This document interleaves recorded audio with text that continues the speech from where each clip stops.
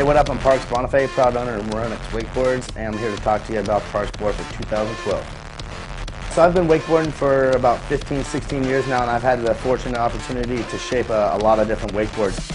I've noticed that the board shapes change to like where the sport's at. As the wakes get bigger and the ropes get higher, you need to ride a board that's wider, has more surface area, and that's personally why I've liked the board with 3-stage pop. It comes in and allows more of the face of the board to actually hit the wake and get lift. And as the wakes keep getting bigger, that's kind of the rocker pattern that I feel has benefited me.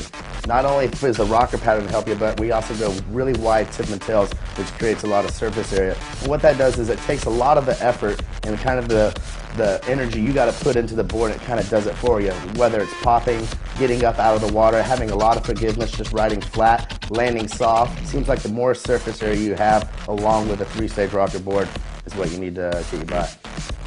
So one of the main things that we changed on my 2012 Parks board is we took some of the rocker actually out of the board. And one of the main reasons why we did that is so it'll have more of a glide feeling.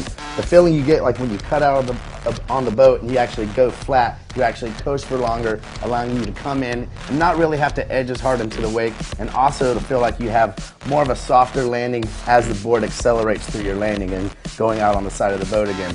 So the reason why we did that and how we did that is we actually took the actual kink of a 3-stage rocker and we actually rounded that out. So you get more glide. You're just not taking rocker out of the board. You're actually creating like a little mini continuous rocker to a 3-stage kind of rocker blend. So along with that and having so much surface area, you still get all the pop you want. It still lands really soft, but you get a little bit more glide when you pull out on the side of the boat.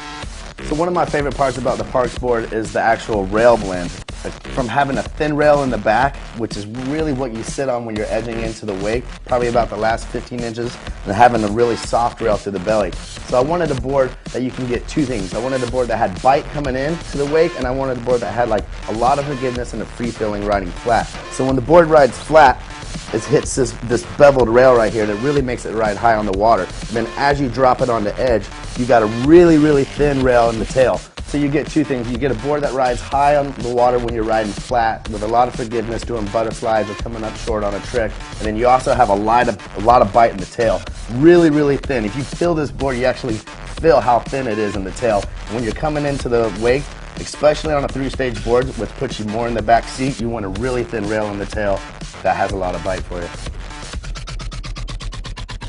So some of the features about this board that you may not know: it has a Mod 4 construction, has a crypto cable laid around the exterior of the board, and it has extra wide stance options for any narrow beginner or a tight pants wide stance rider that you are. It's got it for you.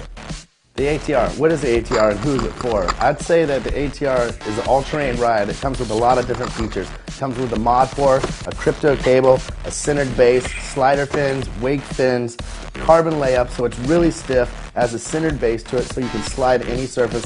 So whether you want to ride boat, cable, this is the board for you.